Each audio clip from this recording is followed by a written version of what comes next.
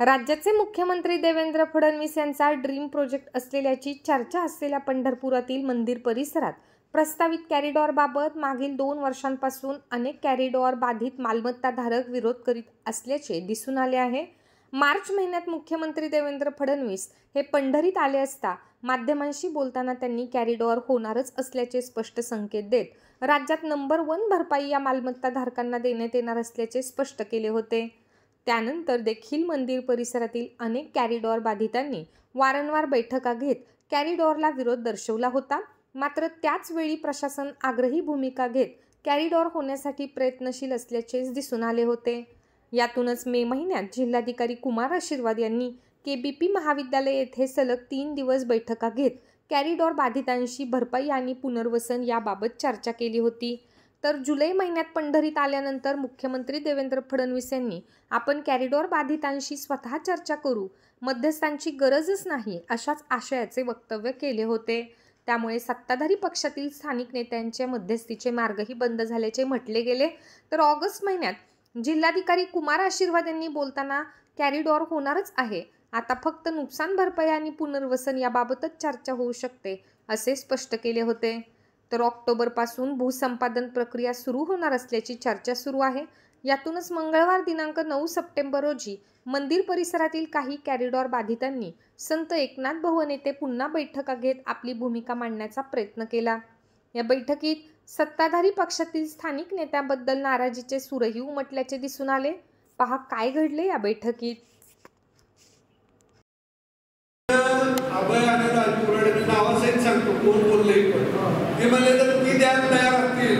पुराडे मला माझं तुम्हाला असं लांब 50 फूट आहे, 5 फूट जर गेलं प्रदक्षिण मार्गात तर चालते, पण मला कॉरिडॉर प्रमाण मिळालं। अभय म्हणजे आम्ही नुकतंच बांधलेलं पुढं आहे, पण त्याप्रमाणे कॉरिडॉर प्रमाणे नुकसान मिळालं। म्हणजे असे सगळे प्रकारचे मतभेद आहेत। आता काही भावाच्या आपल्या काही घराघरामध्ये 3-4 जण भाव मतभेद आहे। एक भाऊ करा म्हणतो, एक भाऊ नको म्हणतो, एक म्हणतो पैसे घ्या, जी बाहेर राहिलेली बंधू आहेत आपले बाहेर कोण असतील ते म्हणते काय असेल ते बघून टाका, आमच्या आम्हाला काय येणार आहे ती द्या। परवा तर आमच्या गल्लीमध्ये एक बहिणीने जे दिलेलं होतं भावाला ते कोर्टात जाऊन तिनं परत घेतलं। कोर्टात जाऊन दिलं होतं, ताजी घटना म्हणजे लांबची नाही। आता हे काय त्याचा वैयक्तिक प्रश्न आहे, एवढे पैसे येणार लोकांना येईल मग कशाला येते, करोड रुपये येतील झाल्यावर तिनं ती कोर्टात जाऊन परत दिलेलं सगळं मान्यता परत घेतली। आता कसं आहे सगळ्याबरोबर आपण चालायला आहे ठरलं, त्याप्रमाणे मी पण तुमच्याबरोबर आहे। पण नेमकं काय करायचं मला असं वाटतं की या ठिकाणी आपण एक 5-7 ठराव घ्या। तेव्हा एक ठराव काय की कुणीही वैयक्तिक अधिकाऱ्याला भेटून मागणी करायची नाही। अधिकारी जर भेटले वैयक्तिक काय त्यांना सांगायचं नाही, माहिती सांगायचं नाही, मंडळ आहे करत असे तुम्ही 5-7 ठराव करा। त्या ठरावाच्या दृष्टीनं आपण सगळ्यांना चालू असं मला वाटतं। आता पैसे किती पाहिजेत हे आता कोण ठरवणार काय ठरवणार, कारण माझ्या पुढच्या बाजूला वट्टमार राजवट्टमार वगैरे झटपट कोणी असतील त्यांचा दर आणि मी आपल्या बाजूला आपला फरक आहे। कारण उद्या मी जागा म्हणून कधी गेलो पण मागवापर्यंत मला येत नाही, त्यामुळं मला काय नुकसान भरपाई तुमच्या माणसांची मागे मिळणार हे तरी शास्त्रीय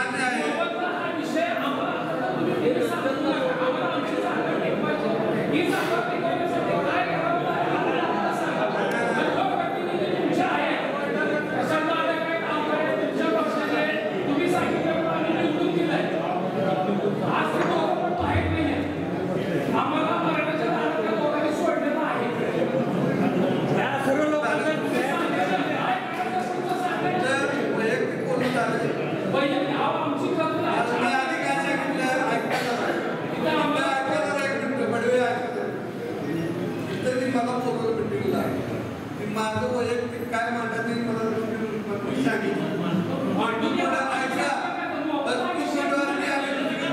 सांगितलं मला त्यामुळे माझं मत काय विरोध तर आहे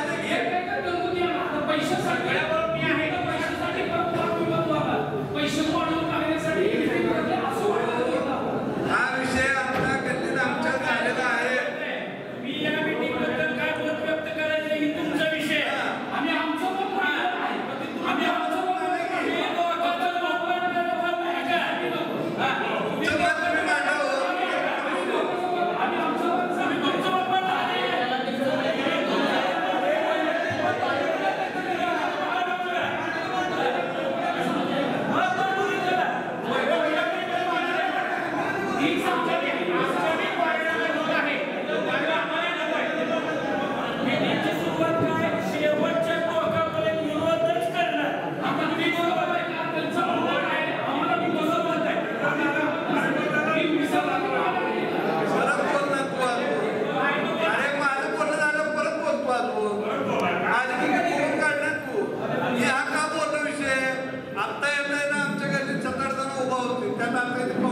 आता कवडे मला एक प्रश्न विचारला काय विचारला की माझी 3 मजली बिल्डिंग आहे खाली कमर्शियल आहे वर दुकान आहे कसं काय होणार आता मी त्यांना काय उत्तर देऊ गपचूप पुढे निघून जाऊ मला काहीतरी सांगितलं पाहिजे त्यांना काहीतरी 2 शब्द बोलले पाहिजे बघू म्हणलं आता चर्चा येतानाची चर्चा तेवढ्याच फोनवर फोन आला म्हणजे सगळे जर घेऊन आलं तुम्ही बसलेच बघितलं असं बारीक गोष्टीचा सुद्धा मला नाही तुम्ही कृती समिती आहे त्यांना विचार करावा लागणार या गोष्टीचा मी जरी बोललो कृती समितीमध्ये विचार करा नुसताच विरोध करायचा म्हणजे एका वाक्यात करून टाकू विरोध आहे चला आपला विरोध आहे आता ह्याच्यावर पुन्हा कुणी काय बोलायचं नाही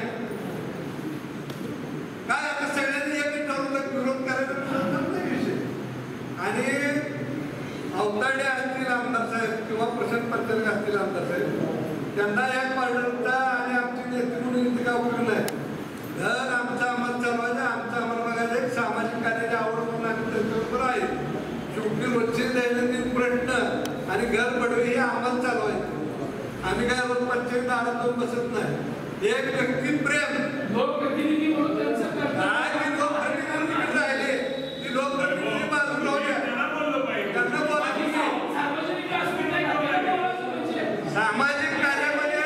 सामाजिक कार्यामध्ये परिचारक आम्हाला आदर्श आहे इथं काय संबंध आहे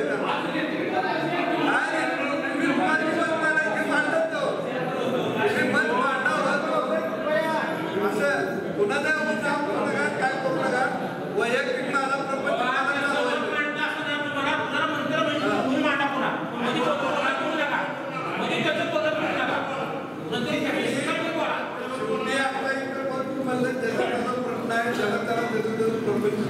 परिवार बघायचा कोण पाहणं घर सगळ्याला वैयक्तिक बघायचं कोण जरी आता असलं तरी येऊन तुम्हाला काय द्या